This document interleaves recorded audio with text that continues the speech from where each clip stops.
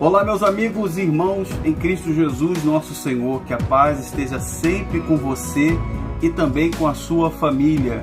Estou aqui para gravar mais um vídeo junto com meu amigo, o meu irmão, o pastor Carlos Magno, que recentemente gravou comigo praticamente 5 horas de entrevista, de um bate-papo, e nós abordamos vários assuntos junto com o pastor Carlos Magno.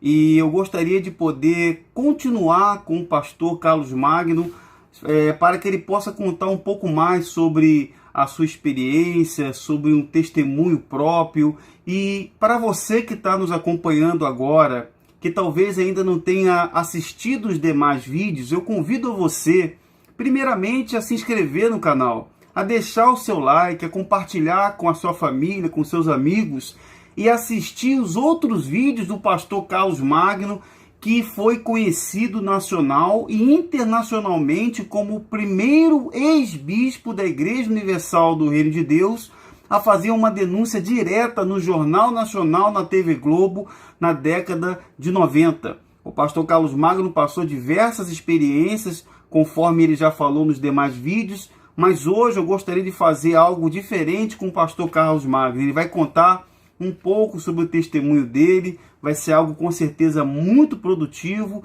uma conversa que é sempre agradável. Eu vou falar com ele aqui agora por telefone. Alô, pastor Carlos Magno? Oi, Davi, graça e paz, meu irmão, tudo bem? Graça e paz, pastor, muito bem. E primeiramente eu quero agradecer o senhor, agradecer a Deus e agradecer o senhor pelo senhor humildemente ter aceitado o meu convite de dar essas entrevistas para o canal Davi Vieira, para o nosso canal. O senhor, com certeza, essas entrevistas tiveram uma grande repercussão no Brasil e fora.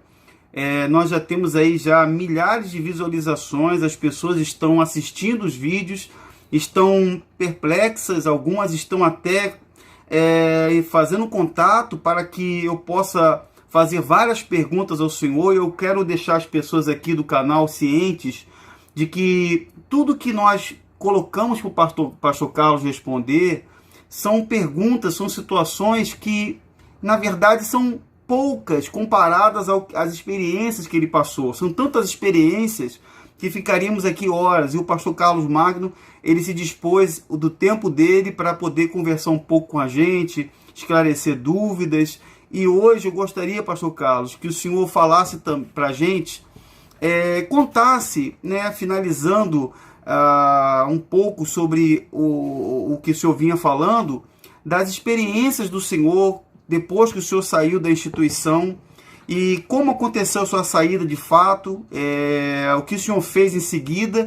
E o senhor havia mencionado que o senhor tinha tido uma experiência que refere-se muito que Deus, ele honra a fé da pessoa, ele honra a intenção do coração. O senhor tinha comentado algo parecido. Eu fiquei muito curioso de saber, e com certeza essa pessoa que está nos assistindo também, e ela quer muito ouvir do senhor o seu parecer. Fique à vontade, pastor Carlos. Tá bom, Davi. Davi, veja bem. Eu já frisei num dos programas passados que o profeta Oséias, ele diz que o povo de Deus sofre porque lhe falta conhecimento. Desde que eu saí da IURD, que eu me esmero no conhecimento de Deus. Porque se o povo não tem conhecimento, o povo é manipulado, é enganado, é explorado. Fazem do povo o que quer. Porque não tem conhecimento, tem a fé, uma boa fé, mas não sabe discernir entre o certo e o errado. Então isso é uma coisa muito importante que eu quero deixar claro. Quanto à minha saída da IURD, eu também já falei anteriormente que só sai dali quem Deus tira. Verdade. Se não for Deus a tirar, não sai. Verdade. Não sai porque a coisa é muito bem engendrada, muito diabólica, muito maligna. Aquele exemplo que eu dei do pastor Antônio Carlos, que o Edir Macedo dizia, ele não sai não. E eu disse, como é que eu tenho certeza que ele não vai sair, se ele está dizendo que vai sair? Olha o salário que ele ganhava como bancário, o que ele ganha hoje. Verdade. É tudo feito com uma mente diabólica, né? Então tem que ser Deus a tirar. E veja que coisa interessante. Eu estava em São Paulo, assumi a liderança do Brasil todo, no lugar do Edir Macedo. Eu já falei isso anteriormente. eu cheguei no topo da pirâmide na Sede Universal. E aí era muito mais difícil de sair. E eu nunca tinha pensado em sair. Nunca havia pensado. Quando eu fui para São Paulo, e começaram a ocorrer as coisas num curto espaço de tempo, aí foi que começou a coisa a mudar na minha cabeça. Eu até então não sabia que era Deus. Mas foi uma coisa que foi me tirando o prazer pelo que eu fazia. Aquela coisa de querer sair, que não querer mais se envolver com aquilo. Eu vendo tanta coisa errada, tanta falcatrua, falta de honestidade, mentira, dissimulação, hipocrisia. Coisa que até então eu não sabia que era assim. Eu fui saber mesmo quando eu cheguei em São Paulo. Que eu, para dirigir o Brasil, eu tinha que saber todos os pormenores, todos os detalhes, né? Você lembra que eu falei aqui, em plena campanha para a compra da Record, o Edir Macedo comprou um apartamento no valor de US$ 1.200.000, lembra? Sim, sim, eu lembro. Pois bem, e você lembra que eu falei que eu inquiri ele quando ele chegou na minha casa, que ele estava morando comigo por uns dias, ele e a esposa dele. Então ele disse que eu tinha que mudar de mentalidade, que eu agora fazia parte da cúpula da igreja. Sim. Que eu não podia pensar pequeno, não podia ter mentalidade nordestino. Ele disse, até então você estava no Nordeste, tinha mentalidade nordestina. Agora você tem que pensar de outra maneira, nós somos a cúpula, nós temos que viver bem, essas coisas assim, né? Sim. E aquilo não desceu. Sabe aquela comida que você bota na boca, mastiga e não quer engolir? É, não sim. desceu, não desceu de maneira nenhuma. Não me convenceu. Mas o que é que ele faz?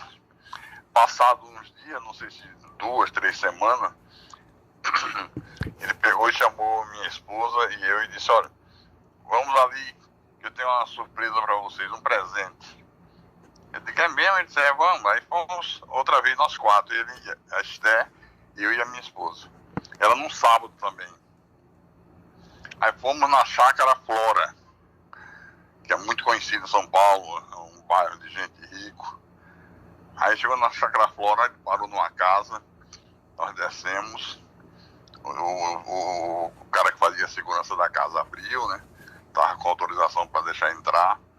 E ele mostrou a casa e disse, olha, essa casa eu acabei de comprar para vocês morarem. Era a casa onde morava o ex-governador de São Paulo, Antônio Mariz. Uhum. Lembra? Sim, senhor. Ele já tinha vendido um terreno grande à igreja. E nessa época ele procurou o bispo para vender essa casa.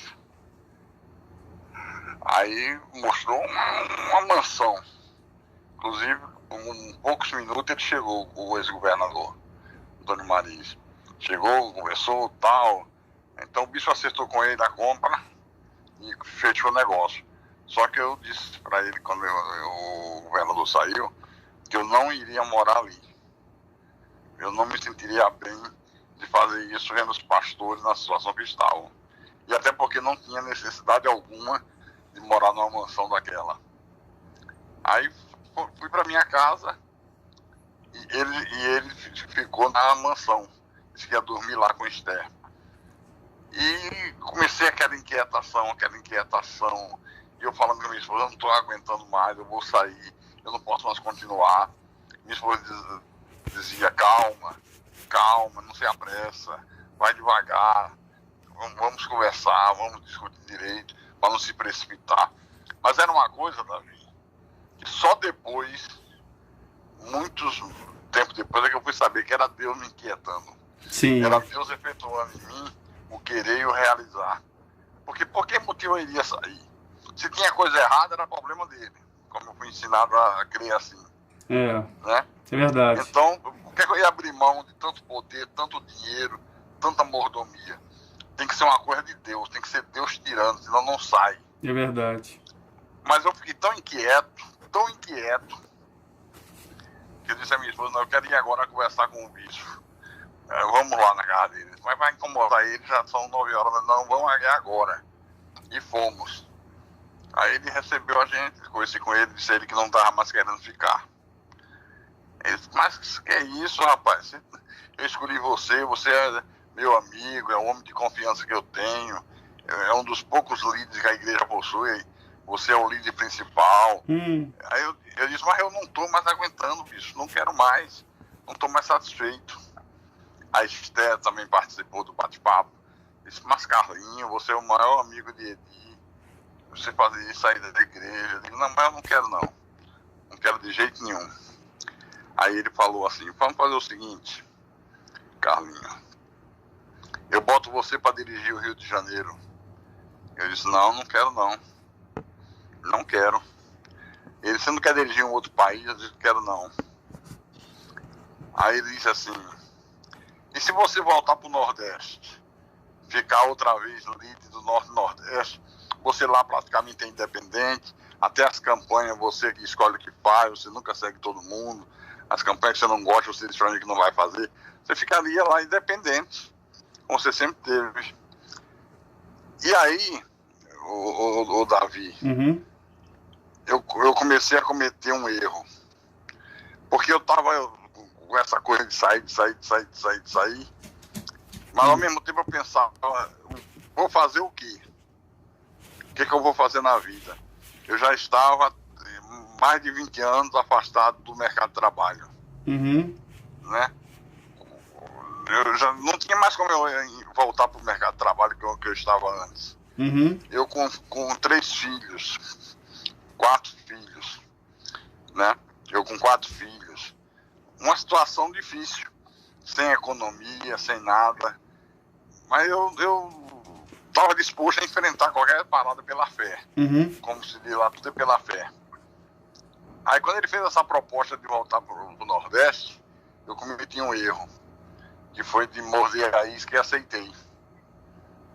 Aceitei, porque eu não percebi a malícia da coisa, sabe? Sim. Mesmo já tendo presenciado em outras ocasiões, quando o pastor, como por exemplo o bispo Roberto Augusto, que eu citei anteriormente, já deve ter falecido, quando ele se levantou para contestar algumas coisas do Macedo, o Macedo deu logo um jeito de tirar ele para política, colocar na política, né? Uhum. Aí eu volto pro Nordeste, assumo e vou tocar o trabalho como eu sempre toquei. Uhum. Mas eu não tinha mais prazer.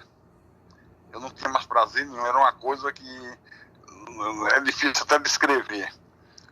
Com 30 dias, ele liga para mim e diz, malandro, é o seguinte, esse malandro é característico dele, viu? Quando fala no particular. Sim. Malandro, o negócio é o seguinte, Deus me deu uma direção agora, não tem mais líder regional não. Agora só tem líder estadual. Então você, em vez de ficar com o Norte e Nordeste, você fica só com o Ceará. Entendeu a jogada? Uhum. Ele aí me tirou da cena do jogo, né? Me tirou do jogo. Me deixou só no Ceará. Era como se eu tivesse aposentado.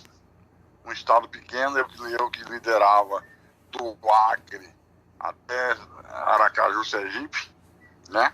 Uhum. Aí é que eu fiquei em si. Ele, puxa vida, ele me deu um golpe. Aí fiquei naquela, o que é que eu ia fazer, como é que eu vou fazer, como é que eu não vou fazer. Ele torna a me ligar e faz uma proposta. Diz assim, Carlinho, você sabe que eu sempre disse que a igreja, para ter poder, ela tem que ter rádio, televisão e políticos. Uhum. E você sabe que nós estamos preparando muita gente para a política e você é um cara indicado para a política. Você é corajoso, você não tem medo, você enfrenta, você fala o que tem que falar. E eu estou pensando em botar você para ser o líder da bancada da igreja em Brasília. Você se candidata a deputado federal, porque a sua eleição vai ser garantida. Ele sabia que era garantida porque ele foi várias vezes a Fortaleza e nós fizemos reuniões de encher os estádios de futebol. Sim. Então era muita gente mesmo. Não tinha perigo. Aí eu disse a ele que ia pensar. Depois de uma semana eu voltei a falar com ele e digo, olha, bicho, tem um problema aí. Eu sempre falei no altar da igreja que eu odeio política.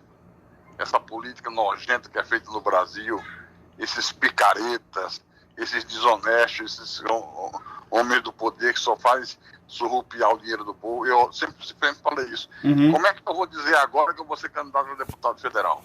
É. Com que cara eu vou dizer isso?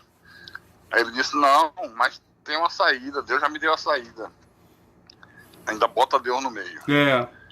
Ele disse, você vai dizer o seguinte, pessoal, é o seguinte, eu não quero, eu detesto, eu odeio política, mas o bispo deu uma ordem.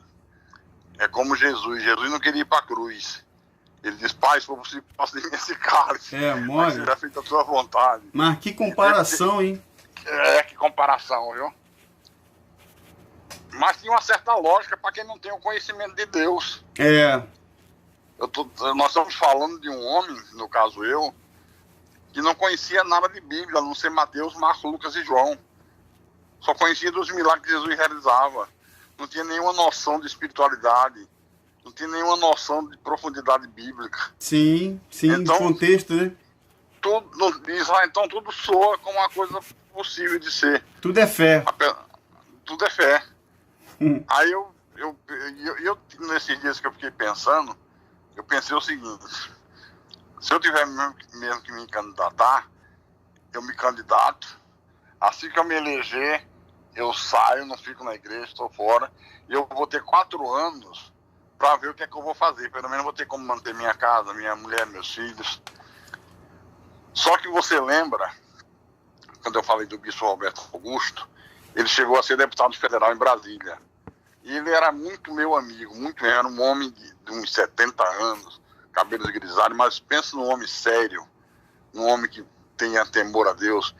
E ele dizia para mim, Carlos, vou dizer uma coisa para você, nunca aceite Macedo de botar na política, porque eu aceitei e a coisa pior que eu fiz na minha vida. Brasília é a sucursal do inferno. Eu estou torcendo para acabar o meu mandato, para nunca mais voltar os pés aqui. E realmente, quando acabou o mandato dele, ele saiu da igreja e foi para Nova Vida, no Rio de Janeiro. Do bispo Roberto Macalester, né?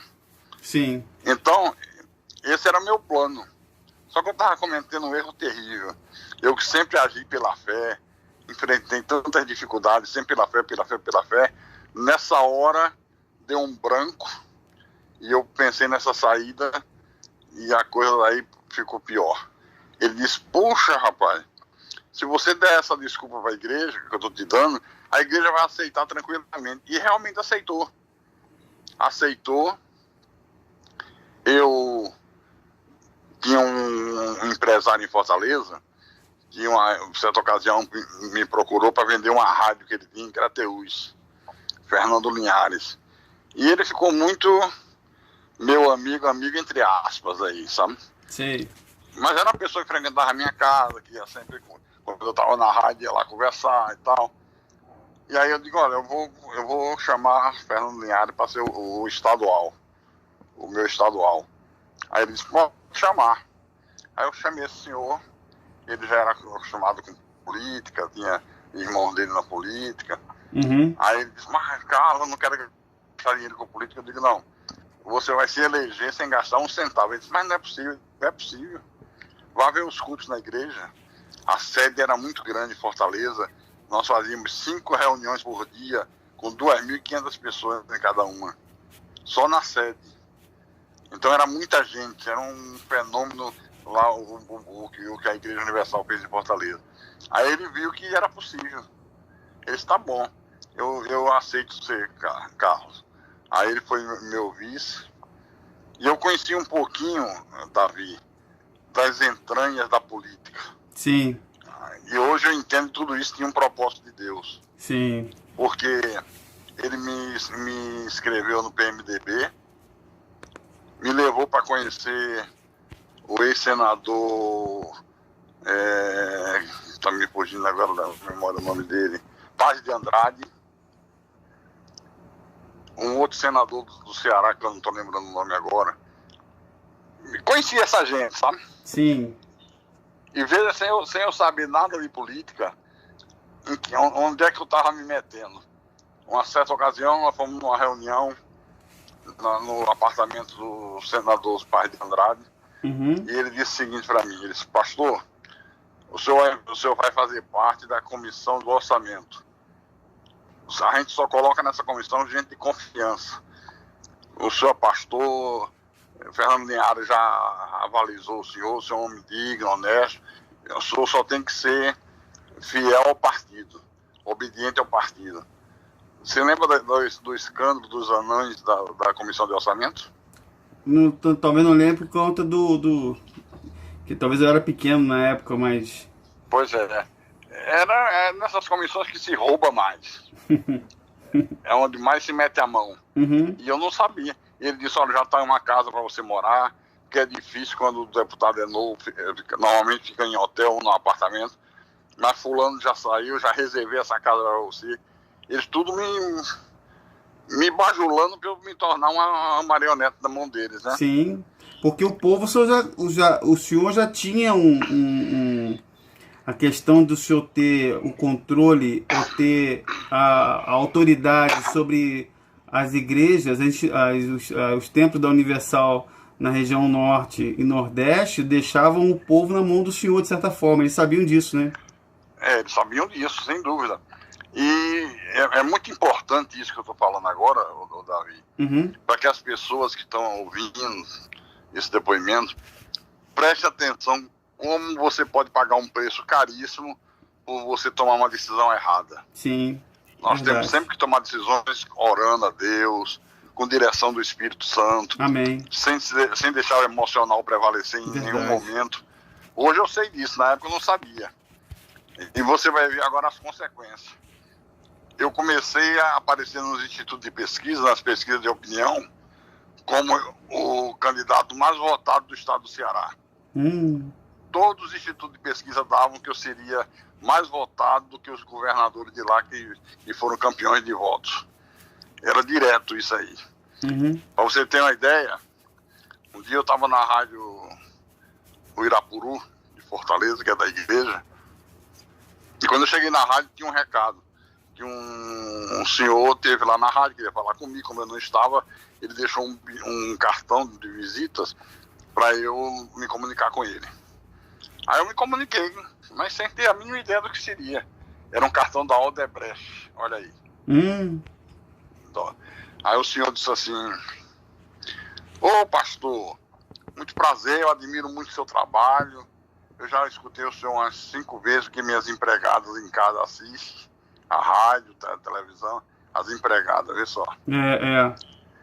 Aí eu queria falar com o senhor particular, ou eu vou aí, ou o senhor vem aqui. Se o senhor pudesse vir aqui, eu ficaria muito grato. Ele disse, tá bom, eu vou. Aí chamei esse outro empresário, que era Fernando Linhares, fomos lá na Odebrecht. Meu irmão, eles fizeram uma doação numa caixa de papelão que eu não faço a mínima ideia de quanto dinheiro tinha ali, Davi. Essa é a primeira ajuda para a sua candidatura. E vai vir muito mais pela frente, porque você vai ser um homem que vai representar o Odebrecht lá no Congresso. Eita! Eu, diante daquilo ali, eu digo, olha, Fernando, é o seguinte, e agora você vai entender porque que eu não sei quanto tinha. Eu digo, eu não quero saber de dinheiro, não quero pegar em dinheiro. Você pegue, faça o uso que você quiser para a sua campanha, para mim eu não quero nada. E assim foi feito. O Fernando Linhares levou a caixa, nunca perguntei quanto foi, quanto não foi, quanto deu, quanto não deu. Eu não queria saber de nada. Eu podia ter ficado, né? Sim, esse dinheiro. Claro. Mas eu tinha uma coisa dentro de mim e não me misturar com dinheiro, não me vender, e passei para ele levou. Bom, aí veio a parte mais difícil da minha saída. É que foi se aproximando do dia da eleição, cada vez mais a imprensa atrás de mim, porque eu era o candidato que seria o mais votado do estado. Uma coisa impressionante que os números da pesquisa davam.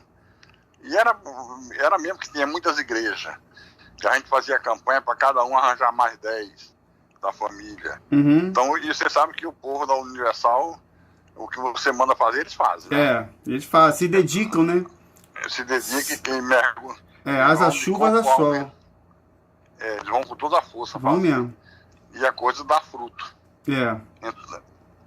Então,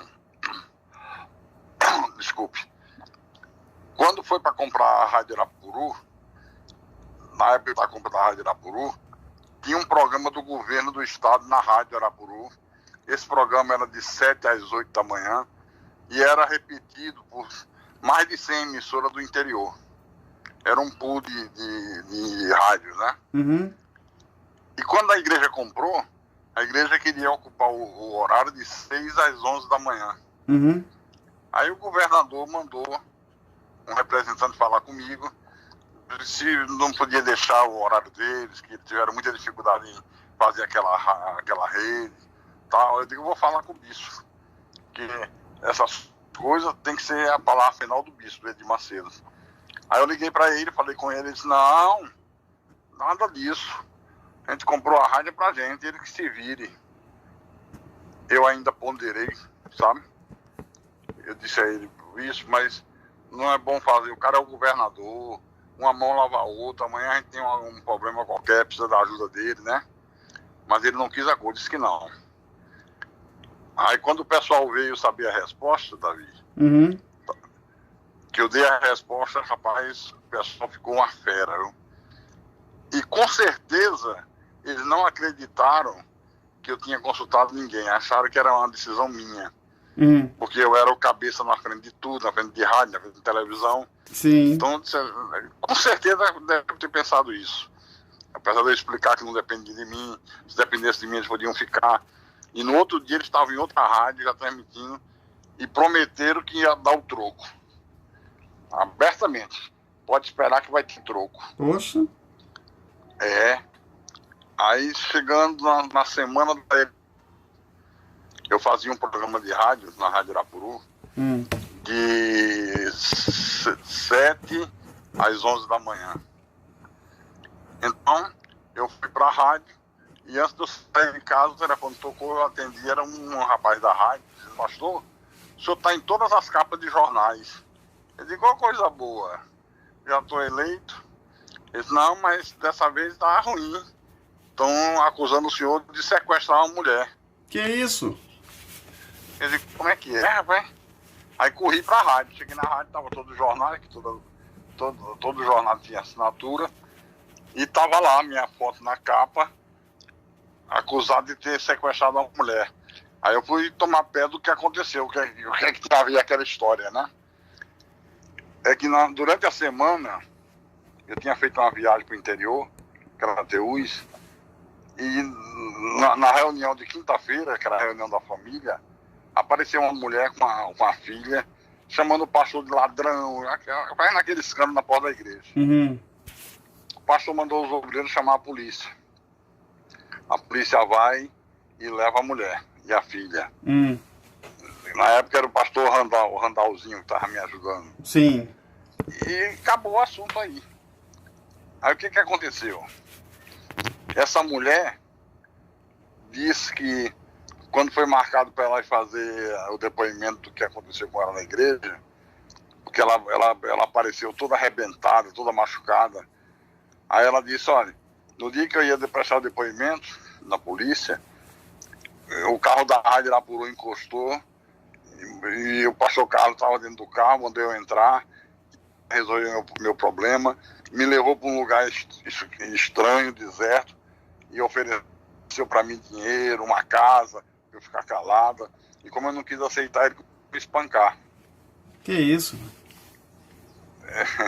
Agora imagine isso todos os dias, na televisão e no rádio, nesses programas de polícia, eu sendo acusado de sequestrador. Rapaz, a coisa ficou difícil, extremamente difícil. Que isso? Mas aí eu contratei um advogado criminalista lá de Fortaleza, e esse advogado, ele era advogado também da polícia. Ele disse, tá bom, pastor, vamos resolver esse problema. Com 24 horas ele disse, pastor, já sei de tudo. É tudo uma artimanha do governo para criar um clima para derrubar a sua candidatura. O senhor não vai se eleger. Eu digo, mas como é que eu não vou me eleger? Vicente de Castro, o nome desse advogado, já faleceu. Uhum. Eu digo, como é que eu não vou me eleger, Vicente? Eu tenho todos os votos, todos os estudos de pesquisa me dão como primeiro lugar. Ele disse, pastor, O senhor não sabe o que é o coronelismo do Nordeste, não. Esses homens mandam em tudo, fazem tudo. Ele, tá bom, vamos ver, vamos em frente.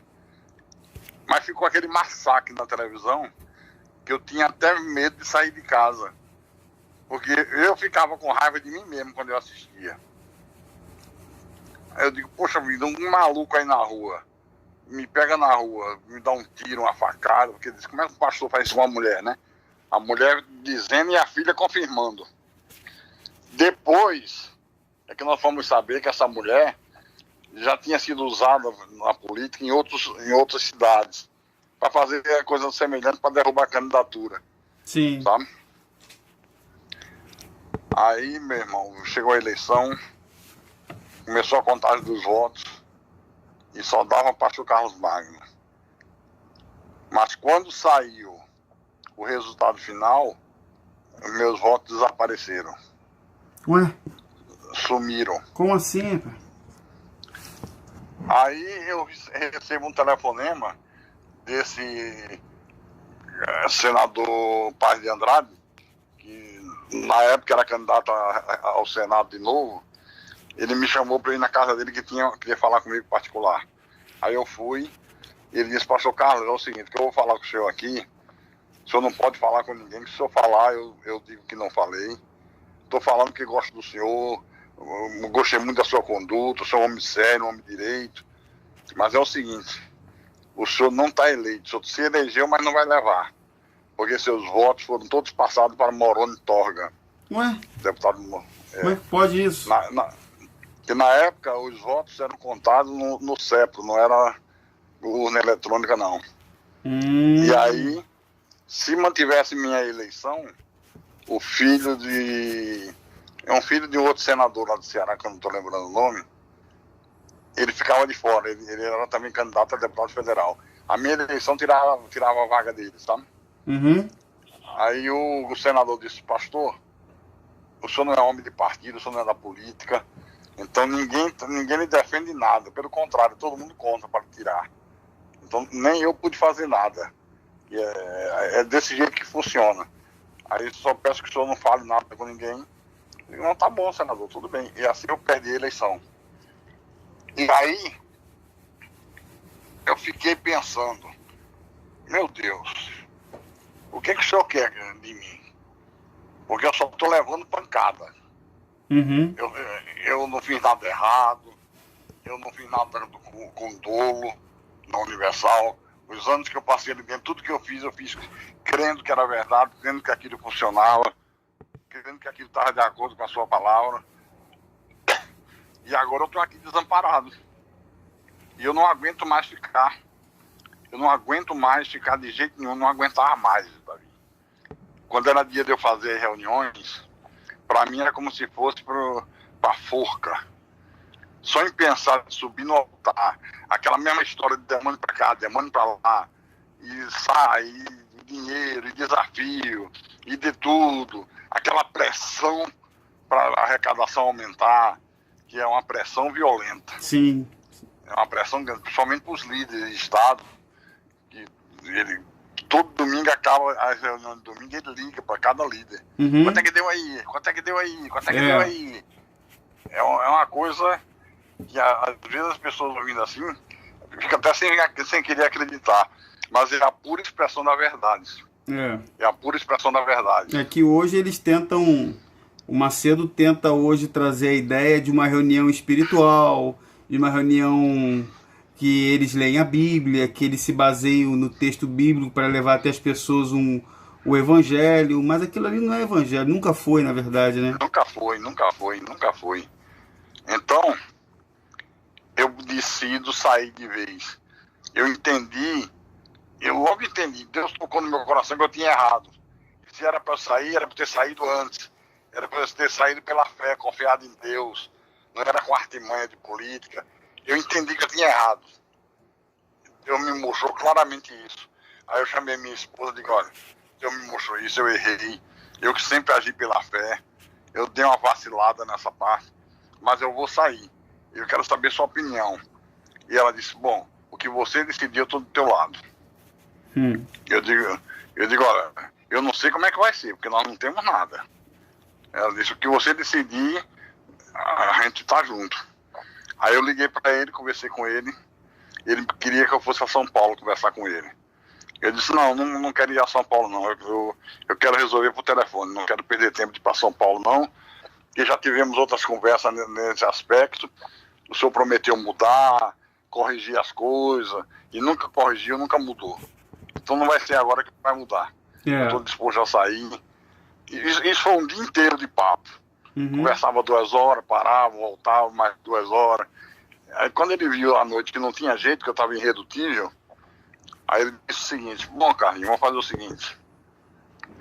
Você sai, eu vou aí fazer um culto no estádio e vou dizer pro povo que você está saindo com a minha bênção, que você é um grande líder, você vai seguir seu caminho, tal.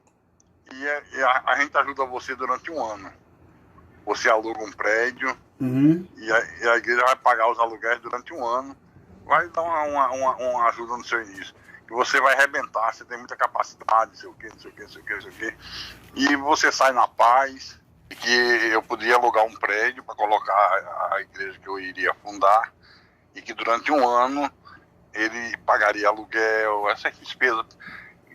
E dali por diante eu seguiria sozinho, que ele sabia que eu ia dar muito certo. E falando que eu era como um filho para ele, que era o maior amigo dele. Aí já fez um pedido. Ele diz assim, Carlinhos, eu quero lhe fazer um pedido. Que você fique pelo menos 2 meses mais na igreja, que você sabe que nós não temos liderança na igreja, que falta líderes. Para você preparar alguém, aí tem televisão, aí tem rádio, tem que ter alguém que lhe substitua. Então você prepara alguém aí que você veja que tem condições. Eu digo, tá bom, eu não vou largar as coisas irresponsavelmente, não. 2 meses eu fico. E aí fomos dormir com esse acerto, em paz. No dia seguinte, eu fazia programa, como eu disse anteriormente, de 7 às 11 da manhã. Eu acordava por volta de 5h30 da manhã. Quando eu acordei, o telefone tocou. Eu digo, quem que tá ligando pra mim essa hora? Eu ia tomar banho. Era um senhor que trabalhava na rádio, chamado Seu Mena Barreto. É um senhor idoso. Era aquela pessoa que faz tudo, sabe? É servente, é tudo. É quem fechava a rádio, quem abria. Aí ele fala, pastor, eu tô ligando de um orelhão pro senhor, porque proibiram de ligar pro senhor. Eu digo, proibiram? Como assim? Ele só não sabe o que tá acontecendo, não? Eu digo, não. Ele disse, olha, tá cheio de pastores aqui, segurança, tudo armado. Disseram que o senhor não pode chegar nem na porta. E se alguém ligar pro senhor, tá demitido. Como é que é? Que isso? Onde isso? Eu digo, mas que isso? Eu ia tomar banho agora, me preparar para fazer o programa.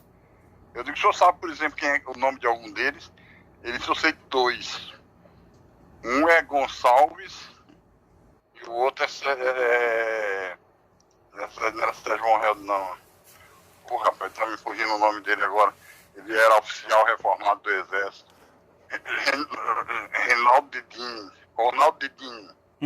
Lembrei. Ronaldo Didinho. Ele disse, que é isso, rapaz?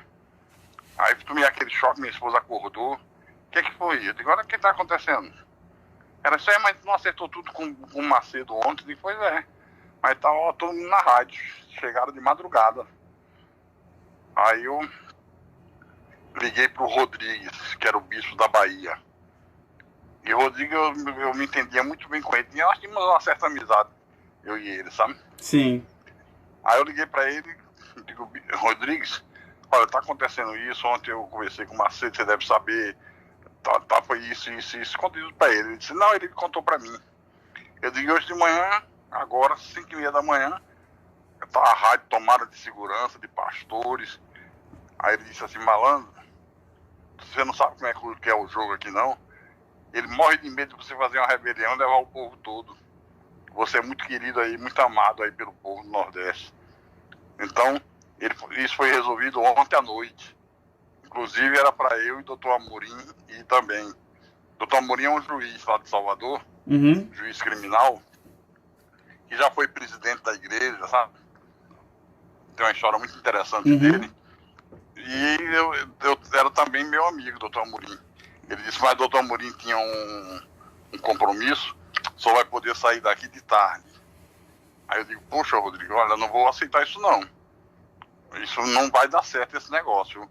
Porque eu sou esquentado, não vou aceitar não. Isso é uma pilantragem, isso é uma traição, isso é uma canalice. Aí ele disse assim, olha, Carlinhos, posso fazer um pedido a você? Eu digo, peça. Não faça nada, não vá pra rádio, fique aí em casa. Espere eu chegar à tarde com o doutor Amorim. Aí a gente vai na sua casa pra gente ver a melhor maneira de resolver. Eu digo, tá bom, você tá me pedindo, doutor Amorim vem com você, eu aguardo. Isso o Bispo Rodrigues falou com o senhor, né? Isso o Rodrigues. Sim. Aquele que foi... Sei que foi preso no caso do Mensalão. Isso, exatamente. Uhum. É. Aí eu fiquei em casa. Eu não ia pra rádio, porque eu não ia fazer o quê? Enfrentar a segurança. É. Eu não tinha como fazer isso.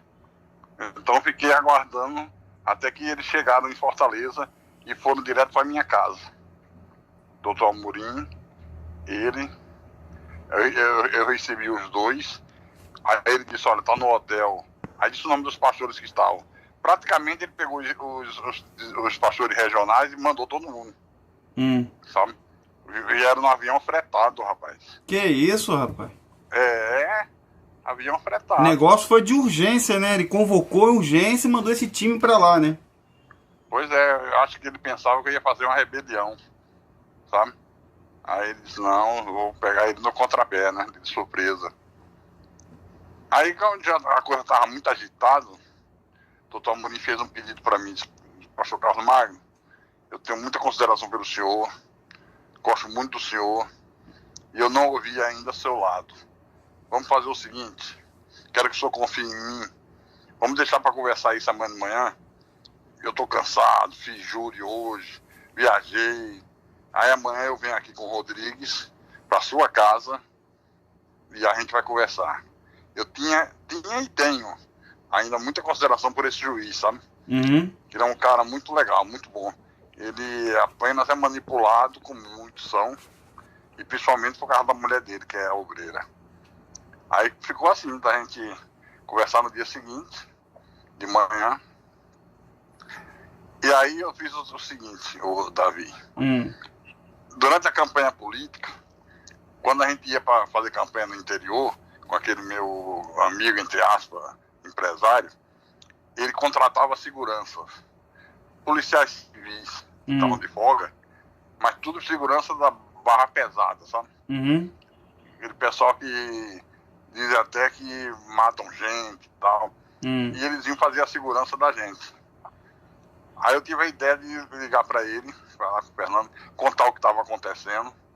Aí eu disse a ele, Fernando, é o seguinte, eu queria que você arranjasse 2 ou 3 seguranças desses, mandasse aqui para casa, para eu fazer um teatro. Eu não vou fazer nada, só mostrar a eles que eu estou disposto ao que deve é. Para eles não acharem que estão lidando com bobo. Aí ele disse, não, arranja agora. É só eu ligar, ele ligou e mandou 3. Aí de manhã cedo, tava um carro da polícia civil lá dentro do quintal da casa e 3 caras com metralhadora, viu? Aí o Rodrigues ligou para mim do hotel, esse Carlos, nós estamos saindo para aí, eu, doutor Amorim, o Ronaldo Didino tá pedindo a você para você receber ele também, para ele também conversar com você. Nós tínhamos uma certa ocasião ido para fazer uma reunião de pastores em Termas do Rio Quente. E o Ronaldo era pastor lá. E me recebeu muito bem, gostei dele. Ele disse, tá bom, ele pode vir. Vocês 3. Agora mais nenhum outro. Aí eles foram.